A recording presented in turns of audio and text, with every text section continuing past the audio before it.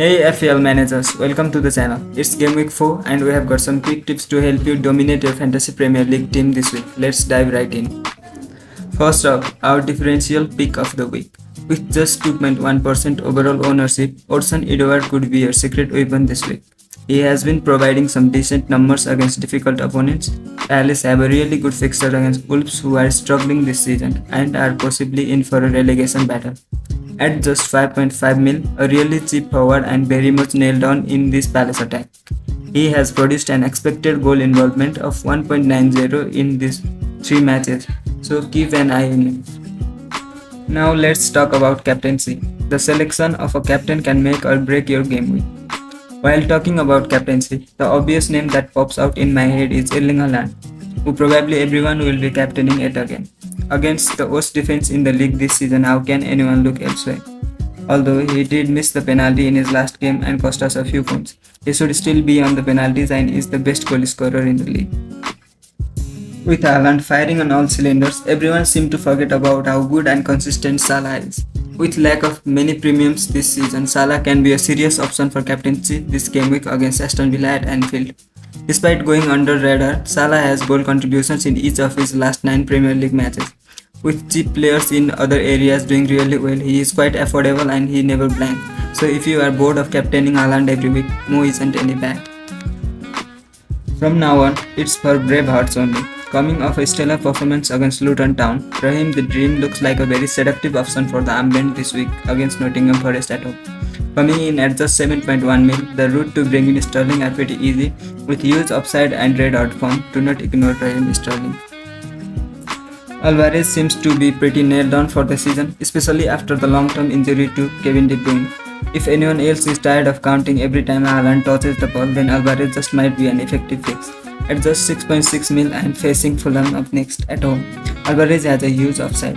I just feel like it's Alvarez's season, so listen up. Even though the Mbeumo trend took a sharp break in Game Week 3, he still gets a lot of quality chances and creates himself. With an expected goal involvement of 3.70 in 3 games, which is the highest in the league, and playing Bournemouth at home up next, who seem to be very struggling, I don't think you can go wrong with him at 6.8 million. As Haaland seemed to have lost a little magic touch with Kevin De Bruyne out, it just might be the right time to explore options like Mbeumo now for the captaincy. Looking for steady points with little investment in that bag? I might just have some answers for you.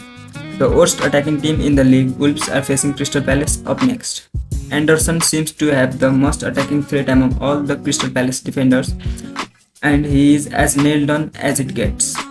Coming in at just 4.6 million and 11 points all in Game Week 3, Anderson might just provide you the stability in the back you need so that you could free up some funds and invest in the forwards which you want. Spurs seem to have one of the best run of fixtures to target for the upcoming weeks. A really good attacking fullback playing regularly for a free-flowing Tottenham side, Destiny Udogie is a very appealing option. Coming off a 12-point haul in Game Week 3 just helps his case. Smart and cheap defenders in the back to go for big guns like Mohamed Salah and Rashford just might be the ideal choice. For a few years now in FPL, the midfielders seem to be the playground of heavy hitters. We do have a lot of options for just 5 midfield slots in our team. If you are trying to sell any of Brighton, Man United or Arsenal midfielders, this might just be the right place for you. Luis Diaz. You might not like the look of Liverpool at the back, but there is no denying of their attacking prowess up front. Some of you might be put off by his early substitution in Game Week 3, but it was just because Virgil van Dijk got the red card. So it just means that he is nailed down for the game against Aston Villa at home.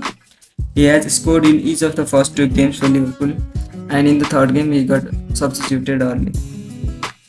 Jurgen Klopp absolutely loves Luis Diaz and trusts him on the left of the front 3. James Maddison is probably the Premier League Player of the Month for August. He was that good for the first 3 games for Tottenham. He just have been a creative force for Spurs, popping up everywhere and putting in huge underlying numbers as shown by his expected goal involvements of 2.90 in just 3 games. He seems to be in every set piece spots including the penalties at just 7.7 million, and next game against newly promoted Burnley side, it should be a no-brainer for you to bring in the spots number 10. Finally, if you are thinking of freeing up some funds in order to invest on other areas of your team, then we suggest you look into the following players. Malo Gusto.